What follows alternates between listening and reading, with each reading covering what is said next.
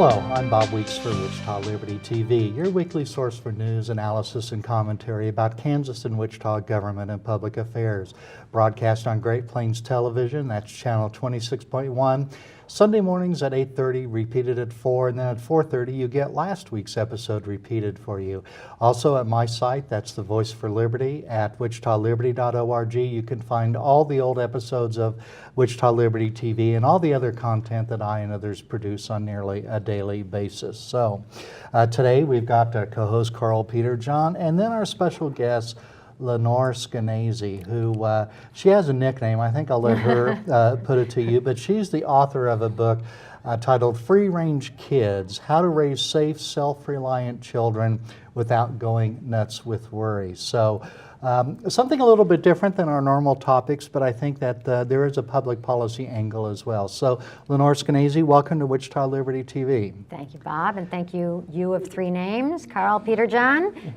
Carl Edward Peter John. Delighted that you can be here. Thanks. So Free Range Kids, what's that all about? Free Range Kids is a movement that I started inadvertently about 10 years ago when I let my 9-year-old ride the subway alone in New York City, which is something he'd been asking me and my husband if we'd let him do. Mm-hmm. We did it. I'm a newspaper columnist by trade. I wrote a column, Why I Let My 9-Year-Old Ride the Subway Alone. 2 days later, I was on the Today Show, MSNBC, Fox News, and NPR, awaiting my debut on Bob Weeks' show, which took another 10 years, but finally I made it. And I was being described as a horrible mother because I had not only taken my eyes off my kid, I'd let him go into hell. Mm-hmm. Obviously, that's what's down there, although 6 million of us take it every day. And so I started my blog, Free Range Kids, to say I love safety, I love my sons, I want them to live long and happy lives. I just don't think that they need me with them every second. In fact, I don't think our kids are well served by parents who are on top of them all the time. The new expression I've come up with, because I'm always trying to come up with the phrase that will stick, is always helping our kids isn't always helping them. Mm-hmm. And that was what I put forth with Free Range Kids. And then in last year, I started a nonprofit called Let Grow, not Let It Grow, not Let's Go, not Let It Go, Let Grow. Mm-hmm. And that was started by me, and one of the founders is Jonathan Haidt, who you've probably been hearing about lately. His last name is spelled H-A-I-D-T, hard to pronounce. Easy to pronounce, hard to spell. Who just wrote The Coddling of the American Mind, which is out there. It's like, why are college kids either fragile or thinking that they're fragile to the point where they require, for instance, a safe space if somebody is coming on campus to speak and they disagree with them. You know, the whole campus is pretty safe. Mm-hmm. So the idea that they're in danger is possibly something that starts a lot younger, when we're told that anytime they're out on their own, you're a bad mom for letting them go, and they're in danger, and then they grow up believing it. And mm-hmm. So Let Grow is trying to change the culture, get us used to giving our kids back some independence so it doesn't seem weird, doesn't seem hard, it's not against the law, and our kids grow up with a little more. I mean, you're talking about this is liberty. You got to raise your kids with a little liberty so that they know what it is. Mm-hmm. So that's the idea. So it's kind of a reaction to the helicopter parenting. Is that a word? That's a word that's been around for about 10 years or more than maybe? That. Yeah, okay. Yeah. See, people think that I'm anti-helicopter parent, and what I really am is against our entire culture. Mm-hmm. You know, I don't think you cannot be a helicopter parent in an era that has told you that every time your child is walking to school, something terrible could happen. Every time they drink from a plastic cup, they're getting cancer. Every time they watch something bad on TV, their mind is corrupted forevermore. If they're ever in a spat with a friend, you better be there. Parents Magazine, my favorite whipping boy, had an article a couple of years ago called The Playdate Playbook, because of course they're playdates now. Kids can't just run over to the friend's house. You have to arrange it. No, and it's a parent arranged, and talk about a lack of liberty. Anyways, the question in this groundbreaking article on how to have a play date, because it's so hard, was your kid is old enough to stay home a little bit by herself. But now she has a friend over for a play date. Can you still go and run to the dry cleaner and come back? And what did Parents Magazine say? I'm sure they said no. Why not? But here's the question. We have a record number in terms of total number. Now, percentages, I'm not sure. Single parent households.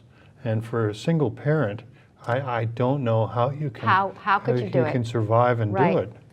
You can't. That's why we need to change the law, which I'm sure we'll talk about soon. Why did Parents Magazine say you couldn't possibly leave these two children? Why not? Mhm. Well, they came up with two reasons. One is there could be a horrible accident, and they found some woman who's had a play date, her kid had a play date, while the mom was in the backyard, and the kid hurt herself on the microwave and got a minor burn. So physically, it's so horribly dangerous. But then mentally, it said you want to be there in case there's a spat. A disagreement or A fight disagreement between the two kids. And yeah, I love your look, because that's the point. That's bad advice. You want your kid to learn that if they have a spat, they got into it, they can get out of it. And once you start doing that a couple times, you realize it's not the end of the world if you do disagree with somebody. If you hear something that you don't realize, la, la, la, la, la, nobody is going to always have to jump in. But if you've been taught as you're growing up that even a spat, you shouldn't have to be uncomfortable or unhappy for a minute. You should have your mom going, now you say this and you say that, and we're going to do this, and we're all going to take a time out, and we're going to make cookies instead.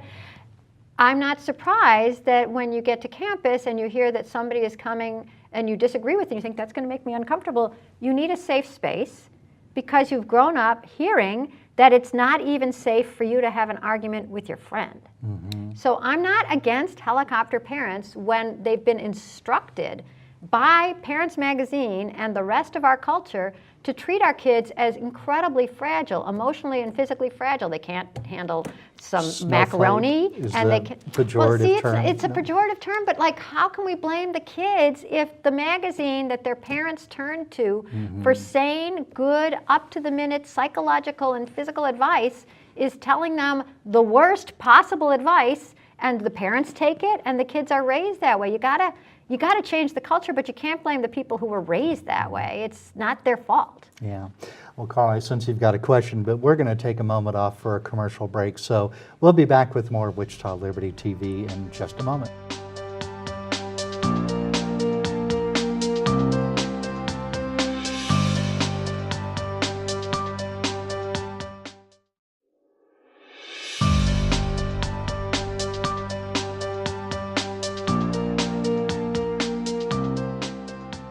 Well, welcome back to Wichita Liberty TV. I'm Bob Weeks. We've got co-host Carl Peter John, our special guest, Lenore Skenazy, author of Free Range Kids and the website. And I don't think we've gotten to her nickname yet, but Carl, maybe you'll come up and ask her that.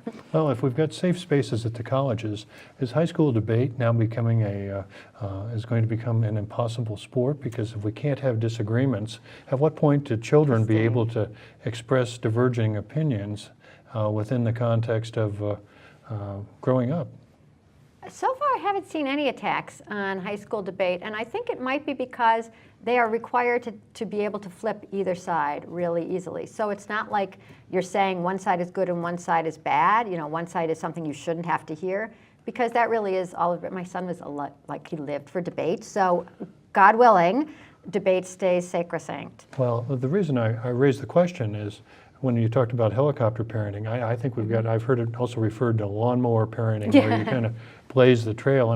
But sadly, I think we're becoming a society where you have bulldozer parenting, where you're going to clear the path like you're pulling guard on the football team, so that the gentle snowflake can make it into the end zone. Yeah, once again, wow, a snowflake in the end zone. I'm reeling from that. I'm sorry, I'm throwing a lot of metaphors out here today. There's a lot of today. metaphors there. Once again, it's not even the parents. I mean, really, let's talk law for a minute. 2 weeks ago, there was a big story, 3 or 4 weeks ago, last month, big story in the news about a woman in Wilmette, Illinois, my hometown, by the way, outside of Chicago, like a safe, boring suburb, who let her 8-year-old walk the dog. Did you hear about this? No.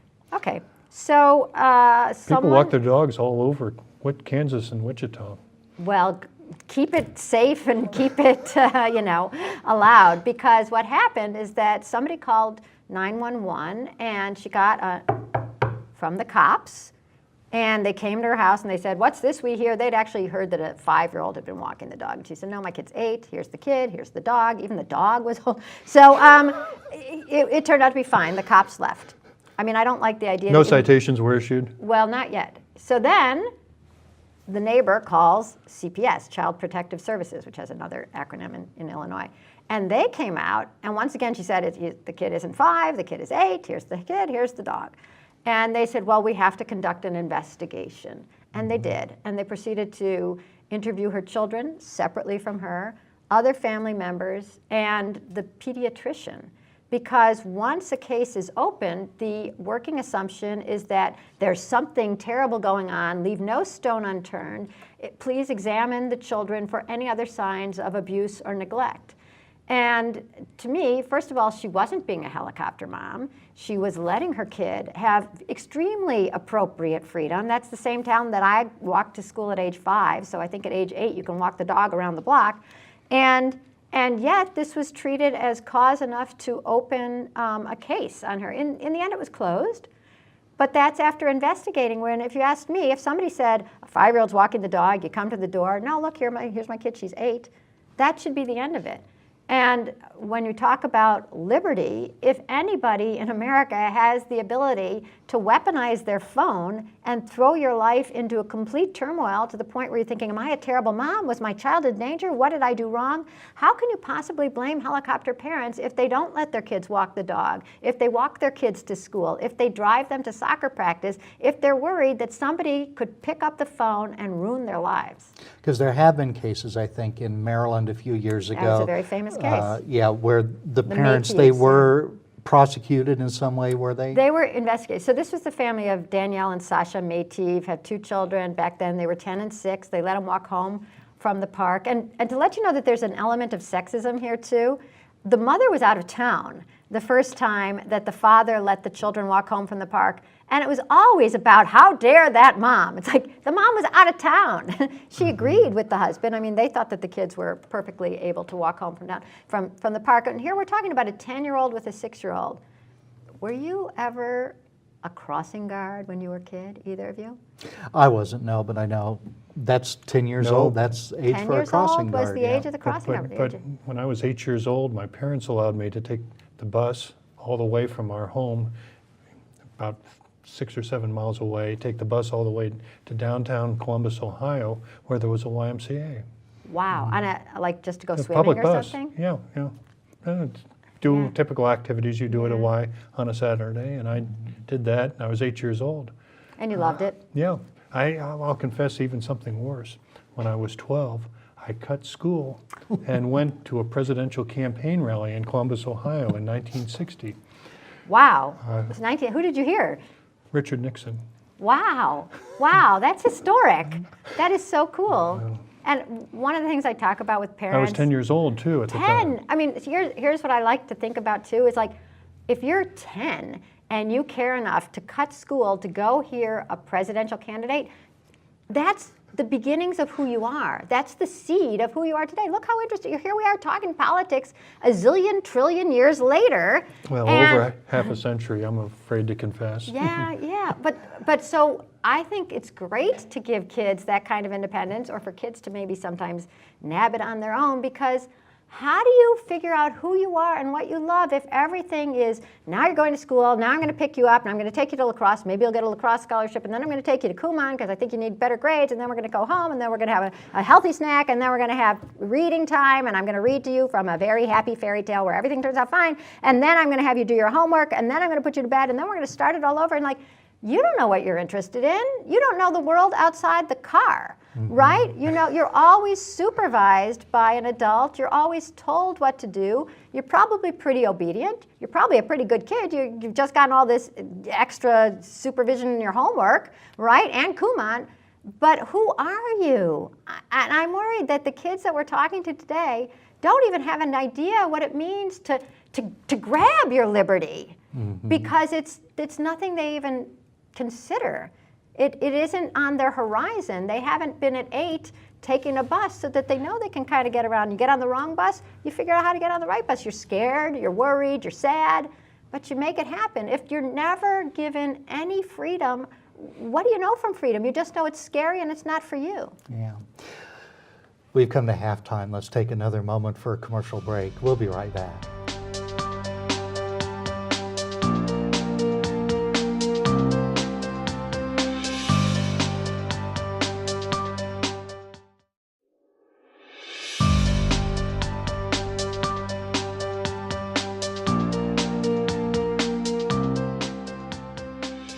Welcome back again to Wichita Liberty TV. Bob Weeks, your host, along with Carl Peterjohn, our special guest, Lenore Skenazy. So World's worst mom. How America. about that? I started out as America's worst Okay. mom. I've been clawing my way to the top. Well, don't, So- you've got to be careful when you say world's worst mom, because there's some horrible incidents that get a lot of media attention, where They do. a mother Something kills like- children or... I didn't. That's not me. Yeah. Mine is ironic. Okay. Well, but in this day and age is literal, and the fact that, you get, it's easy to get distorted.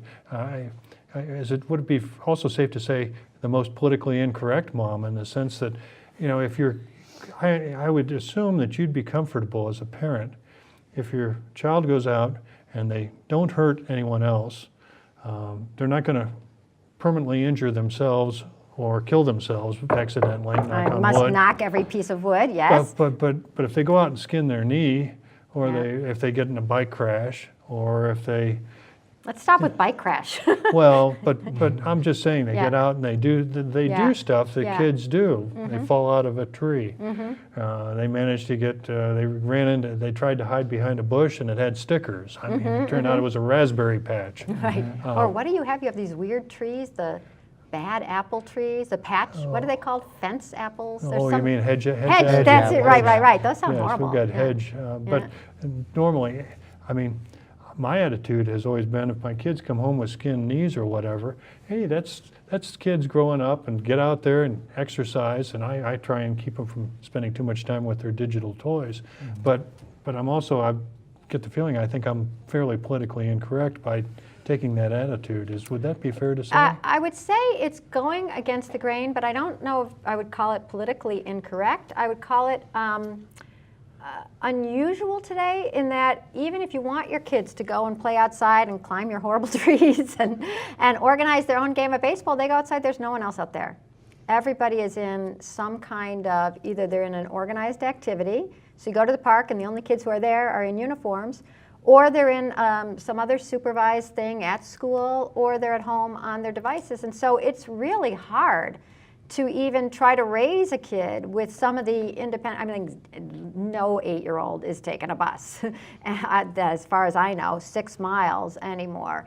And I feel bad for them, because clearly you wouldn't be remembering that with the smile on your face if you didn't feel proud. And that's the foundation of who you are. And if you take out all the foundations, what are you left with? You're left with, I'll tell you my go-to story for the last week, because it just happened to me on Friday. I was interviewing children ages 5 to 10 about anything independent that they had done. And one kid said, he was like 9 or 10, he said, I got myself to karate. And I said, okay, tell me how. Bike, walking, scooter, skateboard, what did you do? And he said, no, I got myself to karate. I opened the car door and I closed it, and then I walked into karate while my mom parked the car.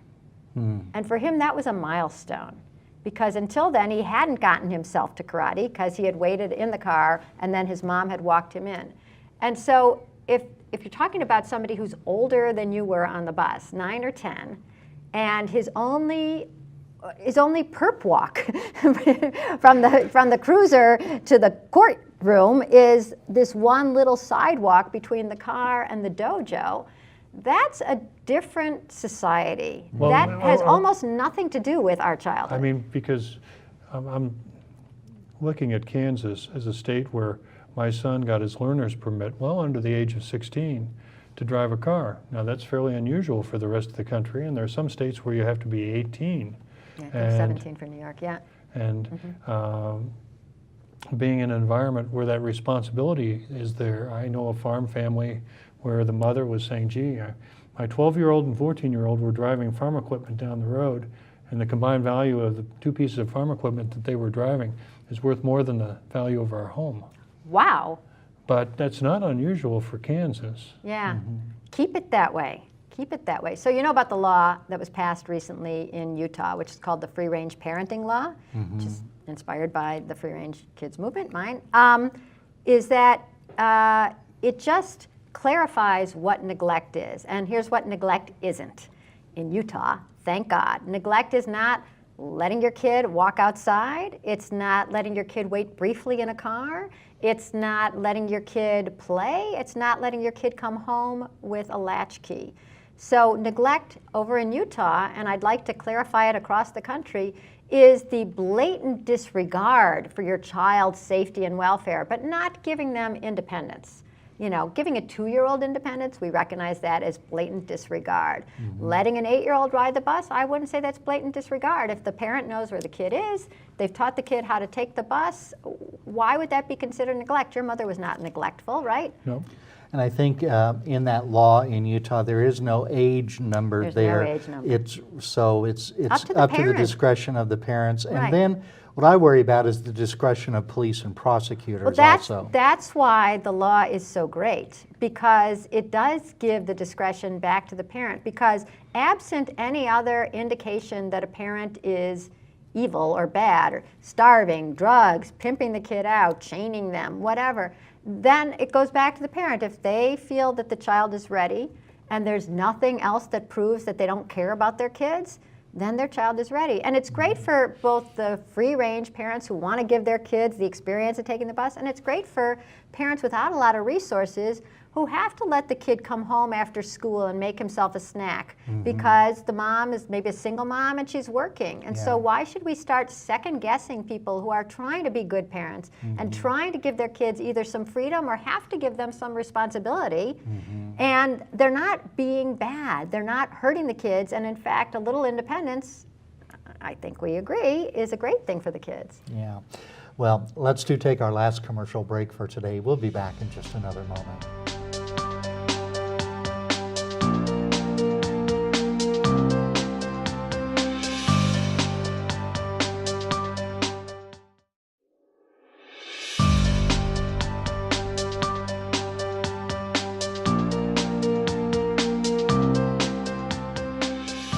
Welcome back again, this time to our last segment of Wichita Liberty TV for today. Bob Weeks, Carl Peterjohn, and Lenore Skenazy, author of Free Range Kids and the website freerangekids.com. No, not anymore. Now Okay. it's letgrow.org. And Very if anybody good. wants to write me a letter, it's Lenore, me, at letgrow.org. Okay. Is there We'll put that apostrophe in or the- not? Nothing, it's just let grow. Okay. We'll put that in the show notes for this episode. There are, however, of course, evil people in the world, and There you are. have some basic rules. I think you've said don't swim alone and don't get in a car. But you talked about kind of maybe weaponizing or over-relying on child protective services in a state or city, whoever is doing it. We've had some highly publicized and tragic instances in Wichita this year. Well, people reported to the police and CPS that there's a child in that house who's being abused and burnt and God. actually harmed Oh, my terribly. God. And CPS and the police did not react, and those children died Oh, terrible my deaths. God. Oh, my So how do we strike a balance or something like I that? think, you know? I think what you do is you pass this law and it frees up CPS from having to knock on every door of every person who's ever had their kid walk a dog. I mean, if you have, one of the reasons they think that J.C. Dugard was not found, remember she's the girl who was kept captive for 18 years in Colorado, is there was yeah. 100,000 people that they had to check on all the time. And so it's Well, like, it's hello, okay, California. everybody California, fine? wasn't it? Everybody fine? Yeah. Yeah. So the way Utah described it is this is an anti-nuisance law that frees up Child Protective Services and the cops from saying, oh, say the Métis kids are called from Maryland. Are the kids are outside? Okay. Do they look like they're in distress? No. Are they, bruised in tatters? No. Are they crying? No. Are they look like they're starving? No. They look how? Well, they look happy. Okay. Are they waiting for the light to change when they should? Yes. Okay. Well, thank you very much. Those sound like children walking home from school. Yeah, and the mandatory reporter laws, such as teachers, if they notice that a child has a black eye or anything like that, they're required to They are. report. Is that good or bad? Or I'll tell you the thing that irks me more than mandatory reporting, although I do think that because mandatory reporting has the weird side effect of making you think like, do I have to report this? It seems fine to me, but maybe I have to anyway. Worse than that is anonymous reporting. When this law was passed in 1974, because we were worried about children being abused the way you were discussing, it became possible that you could call 911, and if you're reporting child abuse, you didn't have to leave your name.